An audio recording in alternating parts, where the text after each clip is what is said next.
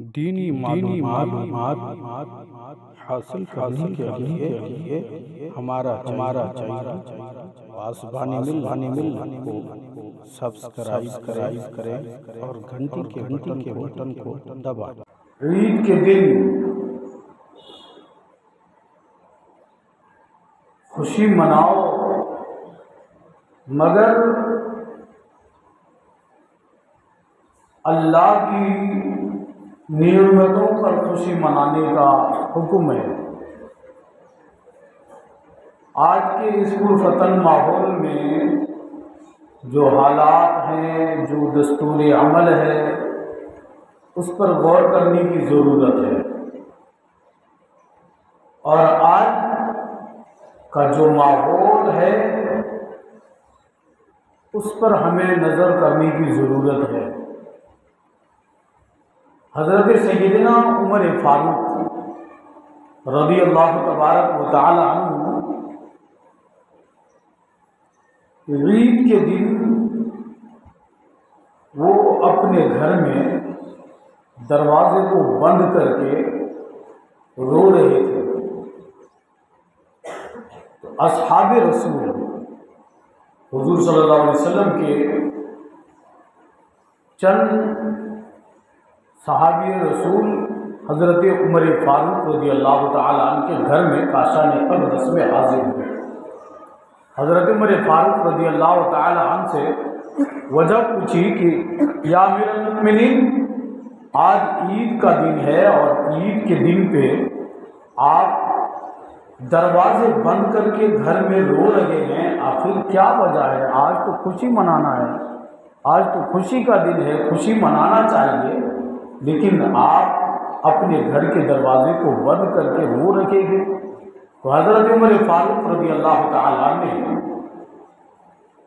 جواباً ارشاد فرماتے ہیں، کہتے ہیں کہ آج عید کا دن بھی ہے اور وعید کا دن بھی ہے۔ آج عید کا دن بھی ہے اور وعید کا دن بھی ہے۔ آج کچھ لوگوں کے لیے عید ہے اور کچھ لوگوں کے لیے وعید ہے۔ عید کا دن ان لوگوں کے لیے ہے جو اپنی عبادات سے، ریاضات سے، تقوی سے، طہارت سے، قرآن مجید کی تلاوت سے جو رب کو راضی کر لیا، ان کے لیے عید کا دن ہے۔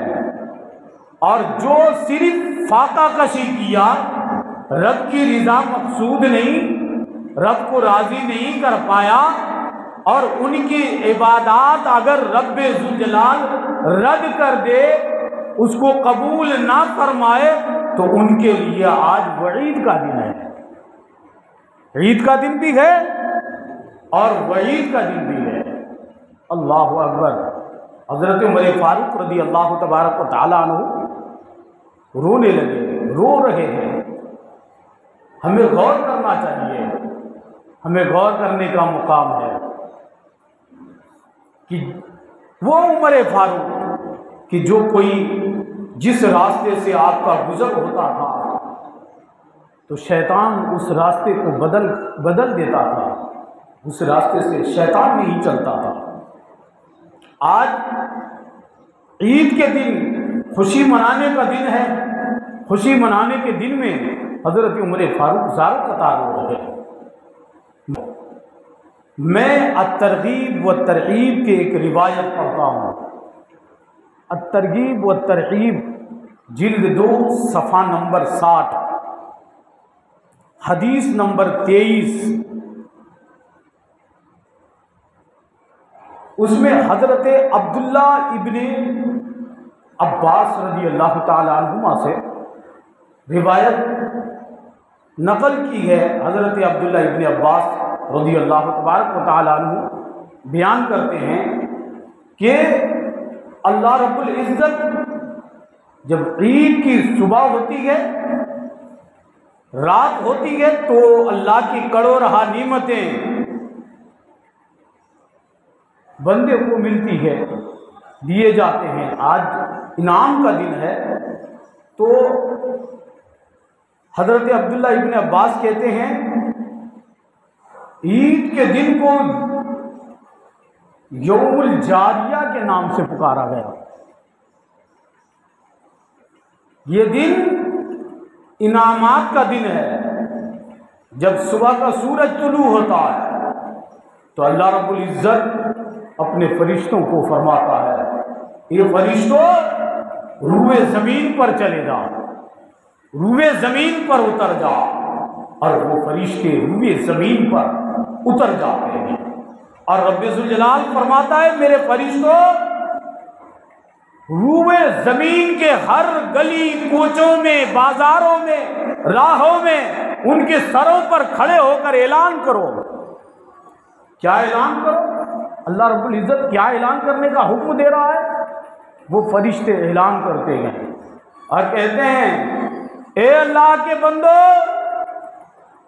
تم کامیابی کی طرف چل پڑو، کامیابی کی طرف نکل پڑو۔ اور وہ بندے کامیابی کی طرف نکل پڑتے ہیں۔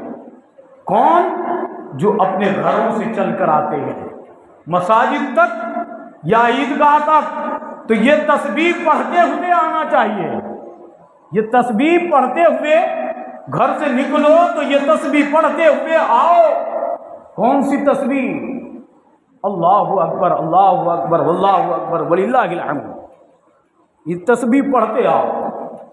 یوم الجاریہ انعامات کا دن ہے۔ آج کے دن فرشتے تو اعلان کر رہے، منادی اعلان کر رہے، فرشتے یہ بتا رہے، لیکن پھر اس کے بعد رب ذوالجلال جب لوگ عیدگاہ میں یا مساجد میں عید کی نماز پڑھنے کے لیے جب جمع ہو جاتے ہیں، اکٹھے ہو جاتے ہیں، تو رب ذوالجلال فرماتا ہے میرے بندو، مجھے میری عزت و جلال کی قسم، رب ذوالجلال اپنی قسم اٹھا رہا ہے اور فرما رہا ہے میرے بندو، مجھے میری عزت و جلال کی قسم، اس عیدگاہ میں یا مسجد میں جو مجتمع ہو کر کے عید کی نماز ادا کرنے کے لیے بیٹھے ہو، سنو میرا اعلان، میں رب ہو کے تمہیں یہ اعلان کر رہا ہوں، یہ بتا رہا ہوں، آج اگر تم مجھ سے مانگو گے جنت مانگو گے میں عطا کر دوں گا،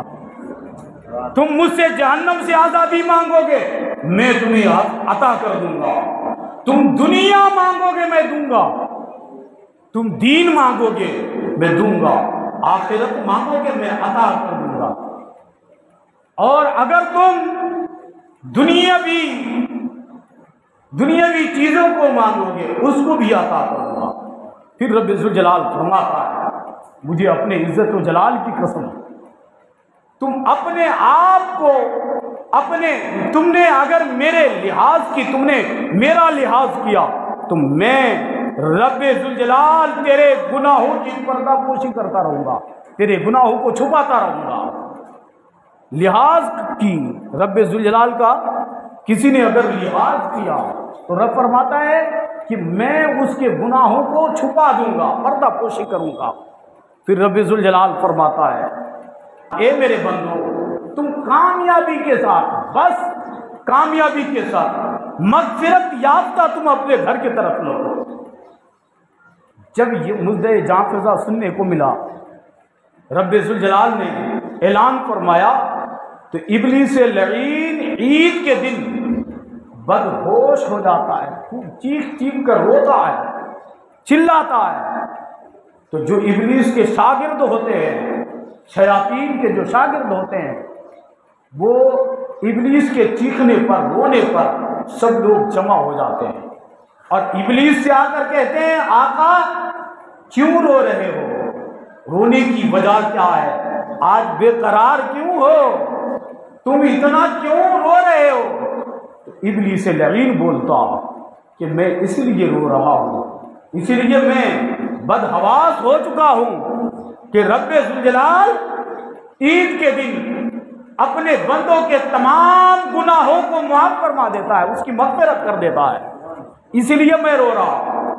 پھر اس کے بعد ابلیس اپنے شاگردوں کو کہتا ہے کہ جاؤ اور ان کو برے کاموں میں لذات نفسانی میں مبتلا کر دو، برے برے خواہشات میں اس کو مبتلا کر دو۔ آج میں سمجھتا ہوں کہ زیادہ تر شیاطین کے اس وار میں مبتلا ہیں لوگ۔ عید کی نماز ایک مہینہ، رمضان المبارک ایک مہینہ نماز، تراویح، ذکر، اذکار، قرآن مجید کی تلاوت، تمام نیک کام کرتے ہیں، لیکن جو ہی عید کی نماز ادا کرتے ہیں تو انسان گناہوں کے اڈے پر چلے جاتے ہیں، گناہوں کے بازار سے گزرنا ہو جاتا ہے، وہ گناہوں کے راستے سے نکل پڑتے ہیں۔ اللہ اکبر! آج وہ نوجوان، وہ ابلیس چاہتا ہی ہے کہ آج عید کے دن میں انسان کو، بندے کو، اللہ کے نیک بندوں کو گناہوں میں مبتلا کر دیں، لیکن عزیزو وہ نوجوان کیا کرتا ہے؟ کہیں فلم دیکھنے کے نام پر، کہیں ناچ اور تماشے دیکھنے کے نام پر، کہیں رقص و سرود کی محافل منعقد کرنے کے نام پر، کہیں ڈی جے اور ڈانس کے نام پر انسان اپنے آپ کو تباہی کے دانے میں اتار دیتا ہے۔ انسان کو فکر نہیں ہوتی۔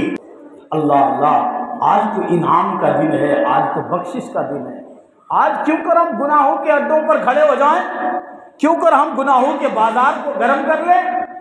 کیوں کر ہم ناچ تماشے عیاشیوں کی محفلیں منعقد کر کے اپنے آپ کو تسکین پہنچائیں؟ تو تم سب جو عبادات کی ہے، جو ریاضت کی، تم نے نمازیں پڑھی، جو زہد و اتقاء تم نے حاصل کی، اور آج تم انعام کے دن میں اپنے آپ کو تم نے اگر گناہ کے دہانے پر کھڑا کر دیا، گناہ کے راستے پر تم نے اپنے آپ کو کھڑا کر دیا، تو وہ تمہارا وہ نیک عمل کرنا، بھوکے رہنا، پیاسے رہنا، بھوک کی شدت کو برداشت کرنا، 2 گھنٹے 1 گھنٹے تراویح کے لیے کھڑے رہنا، پیروں میں ورم آ جانا، وہ سب تمہارا بیکار ہو جائے گا، سب تمہارا ضائع ہو جائے گا۔ تو تمہیں کیا کرنا چاہیے؟ تمہیں یہ کرنا چاہیے رب کی رضا کے لیے، رب کو راضی کرنے کے لیے تم کیا کرو؟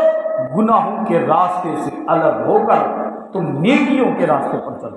میں یہ نہیں کہتا کہ تم گھومنے کے لیے اپنے رشتہ داروں کے پاس مت جاؤ، اس کے ساتھ صلہ رحمی مت کرو۔ صلہ رحمی کا یہ مطلب نہیں، رشتہ داروں کے گھر جانے کا یہ مطلب نہیں کہ تم گناہ کرو، گناہ کے بازار گرم کرو، تم کہیں فلم دیکھنے کے لیے کسی عیاشیوں کے اڈوں پر چلے جاؤ اور اپنے آپ کو برباد کر کے چلے آؤ۔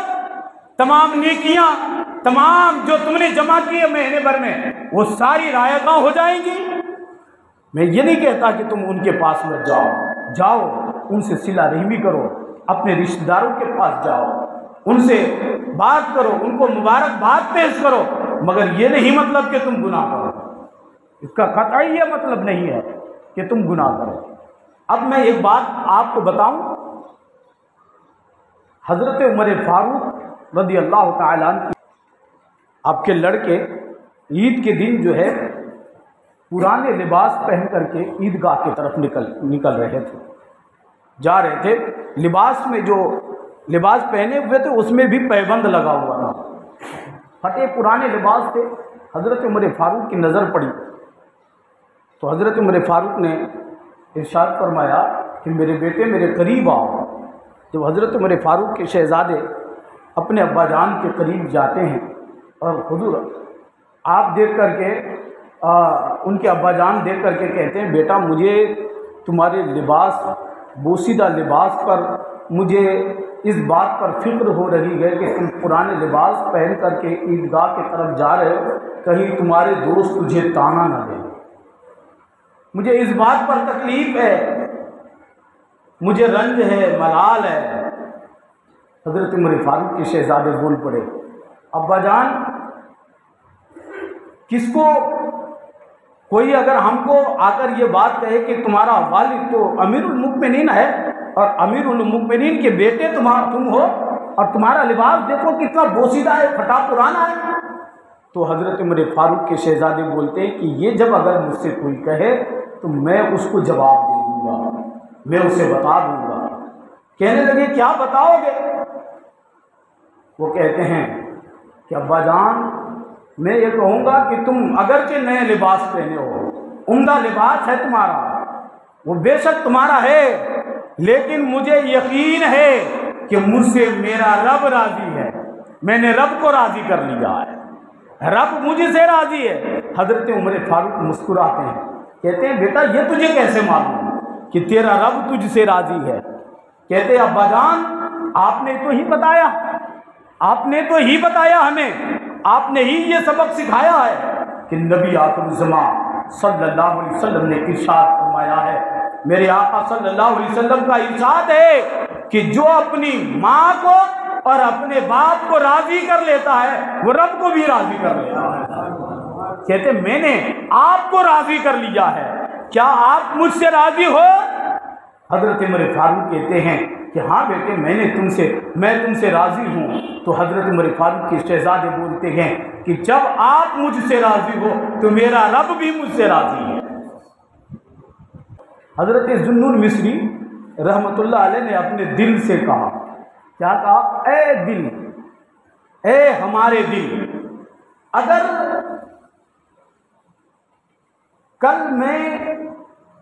کل عید کا دن ہے تو کل عید کے دن میں لذیذ کھانا کھاؤں گا، مگر اس شرط کے ساتھ کہ تو دل جمعی کے ساتھ میرا ساتھ دے، اطمینان سکون کے ساتھ دے، اور میں آج کی شب 2 رکعت میں پورا قرآن مجید پڑھ لوں، 2 رکعت نماز میں 1 ختم قرآن مجید پڑھ لوں۔ اگر تو نے میرا ساتھ دے دیا تو کل میں تجھے لذیذ کھانا کھلاؤں گا۔ کس سے کہہ رہے ہیں؟ کہاں ہو تم لوگ؟ یہیں ہو کہ کہیں اور ہو؟ کس سے کہہ رہے ہیں؟ کس سے کہہ رہے ہیں؟ زور سے بولو نا، کس سے کہہ رہے ہیں؟ کون کہہ رہے ہیں؟ حضرت ذوالنون مصری۔ یہیں ہو نا تم لوگ؟ کہیں گئے تو نہیں نا؟ ہاں تو پھر بولو نا، کیا کہہ رہے ہیں حضرت ذوالنون مصری؟ کہ اگر تم نے میرا ساتھ دیا اور میں نے 2 رکعت میں پورا قرآن مجید پڑھ لیا تو میں کل تجھے لذیذ کھانا کھلاؤں گا۔ اپنے دل سے کہہ رہے ہیں، ہے نا؟ منہ سے بولو، کس سے کہہ رہے ہیں؟ اپنے دل سے کہہ رہے ہیں کہ تمہیں لذیذ کھانا کھلاؤں گا۔ اللہ اکبر۔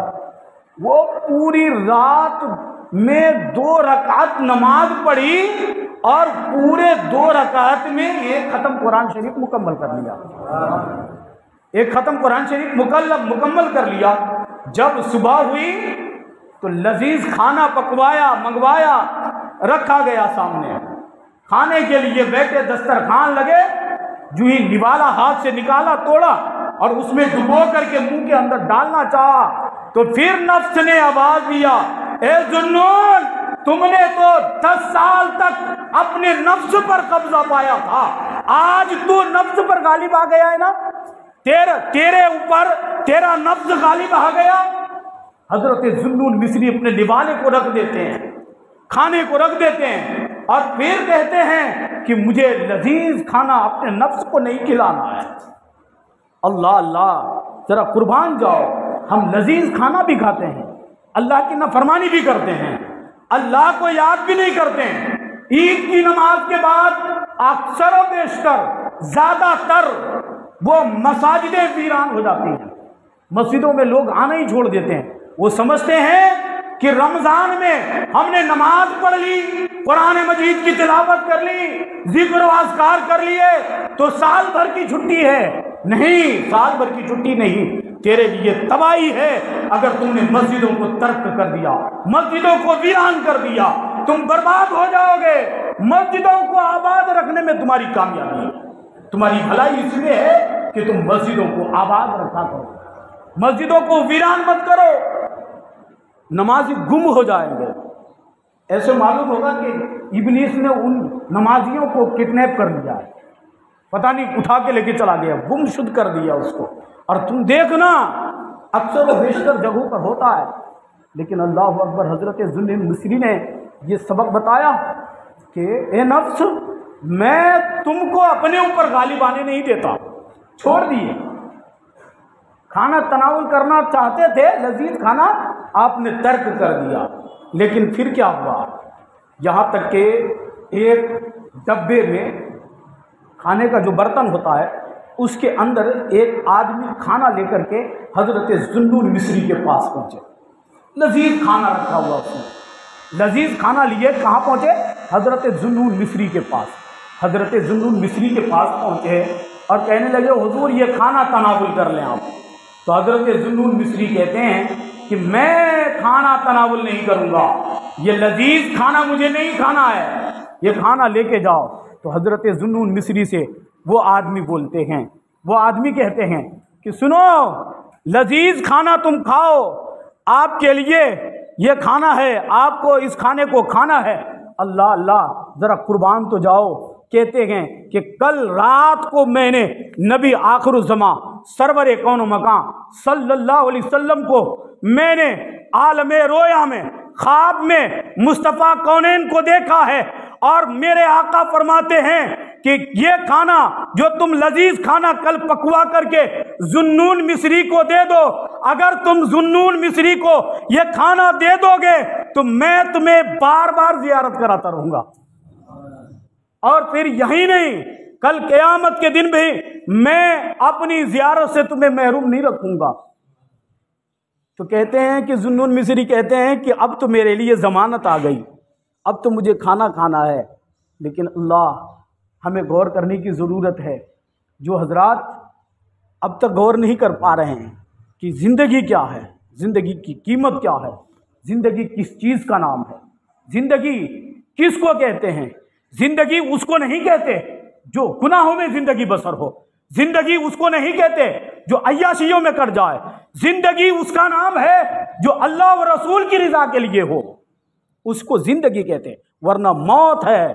یہ زندگی اگر گناہوں میں گزارے تو یہ زندگی موت ہے۔ اگر زندگی چاہتے ہو، جینے کی تمنا ہے تمہیں، اگر تم زندہ رہنا چاہتے ہو تو اللہ کو راضی کر لو، تم زندہ رہو گے۔